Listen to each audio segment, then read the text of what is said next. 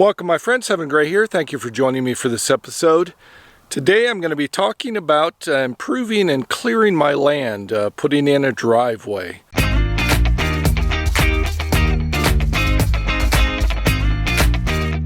Behind me here you can see a tractor. I've rented this for a week to clear my driveway and a place to put my trailer and maybe even to build a future off-grid small tiny house. So I've pulled a permit from Cochise County to put in a driveway and also a culvert, which is the area that will cross from the paved road behind me to my property line, and I have to put an 18-inch pipe type tube down there and then put a layer of earth over the top of it and then reinforce it to make sure that the water doesn't wash it away. So anyway, today I'm going to be mostly working on the driveway portion, clearing some of the brush, and I've rented this tractor here, and on the back I have what's called a box blade. So this is a box blade here. It goes on the back of the tractor. Usually you have a backhoe back here, but if you're clearing brush in a land and trying to smooth out roadways,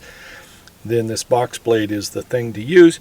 And then it creates the nice flat ground that you see here behind me, and so I've started working on this area. That's my trailer over there, and then I'm clearing the brush out here,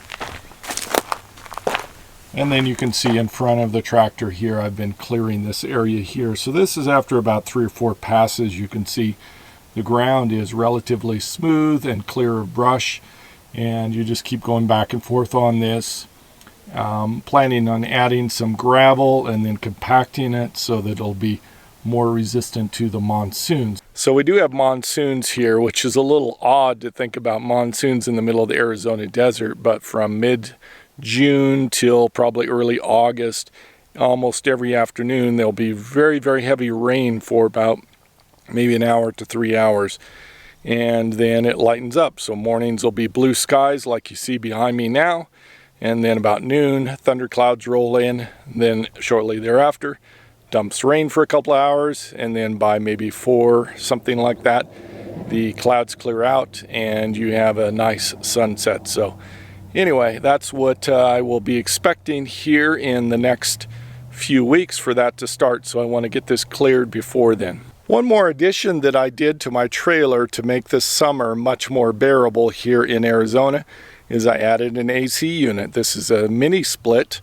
So it has an outdoor unit, which I've mounted on the front of my trailer behind me. This is 9,000 BTU.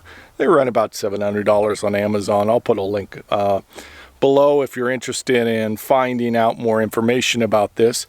Inside, there's what's called a handler, and that is the blower portion that blows the cold air. The interesting thing is this also is a heater. One of the cool parts is that I'm running this entire thing off of my solar. So how much power does this require?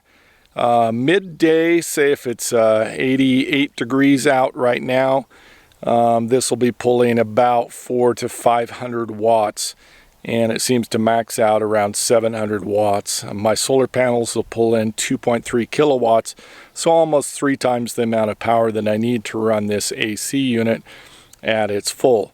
Now that said, most of the day it's only running about 200 watts because it's more like a maintenance mode, doesn't require much to bring the temperature down, and it is excellent, perfect temperature throughout the entire trailer inside. The heat unit even requires less power to maintain and seems to be really great. I've been starting up in the morning, 5 a.m., turn on my diesel heater for about 15 minutes because it's really, really rapid and quick at heating up the space. Turn the diesel heater off and then just run this electric, which sort of maintains the temperature. So that's a heat pump. Anyway, gonna go hop on the tractor and do some work. I apologize for the wind noise. The wind just picked up here. I've been at this for a few hours. Let me show you what I've been doing today. So mostly I've been clearing the driveway. This is probably about 4 or 5 passes here, trying to make it 12 feet wide, which is what I have the permit for. And my blade's 5 foot, so I'm just doing like 2 widths plus a little bit. So I just keep going back and forth. I need to do some more. This ground is fairly soft here, so I think I'll probably have to add some gravel. So making a call today to get a delivery of gravel out here Up here I've cleared a spot to put my trailer. It's on the far east side of my property, and possibly I'll be building a tiny off-grid house here. I really like the idea of earth ships over in Taos. I did a tour, I'll link that above, of those, and just sort of the passive heating and cooling that they have, as well as things like the greenhouse and more friendly to the environment for their build, recycling materials, things like that. But I want to do it with earth bags. There's something called hyper adobe and super adobe, which if I end up going that route, you'll learn more about later. Right now I'm just sort of in the research and reading stage, just learning about that particular building technique. But if I do build something, that's probably what I'll build in this space. I'm gonna go in and take a break, get some water and some lunch, do a little bit of work online, see if I can find a place to deliver some gravel.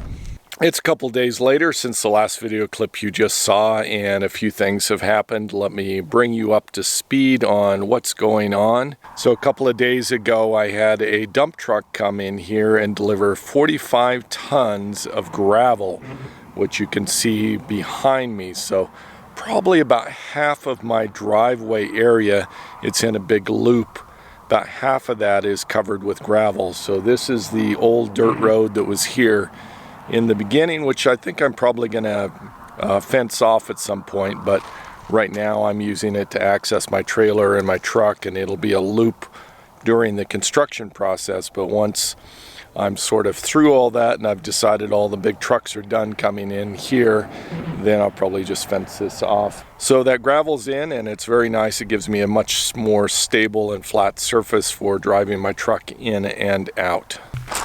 This is where the gravel ends and the dirt starts. You notice the ground down here is very, very silty and powdery. So to be careful, I've gotten stuck in this stuff before in Arizona. If it gets too deep, my two-wheel drive truck will get stuck in this. But I think I'm not too deep here. It'll be interesting to see here in a few weeks when the monsoon starts how the rain affects this kind of soil composition here.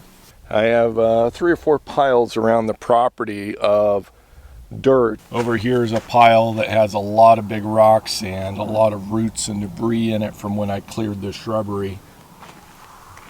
This pile over here on this side is mostly finer dirt and sand. It does have some small rocks in it, but not nearly as nasty as that one over there. I think I might be able to use this for filler dirt and stuff like that during projects. Over here on the south end of the property is where I'm planning on putting the septic system. I'm getting quotes right now to put septic in this area here. This is required for Cochise County if you're going to be residing on your land. Over here to the right is the driveway, which is brand new, and this will be my main driveway in the future. It goes all the way out about 500-600 feet like that, out to a paved road on the edge there. So that's what's going on here at the property. Over the next few weeks, I'm going to be trying to prepare for the monsoon season, which is starting in about 3 weeks. That's pretty much an update on what's going on with me. I'm shopping for rental properties right now in the Sierra Vista and surrounding areas out to Bisbee, hoping to replace my Florida properties with properties here that will be, within a 30-minute drive of me, much easier to maintain, and then be out here on this land as my primary resident in the future. That's all I have for this episode. Thank you so much for watching. Savor the moment, and I'll see you in a future episode.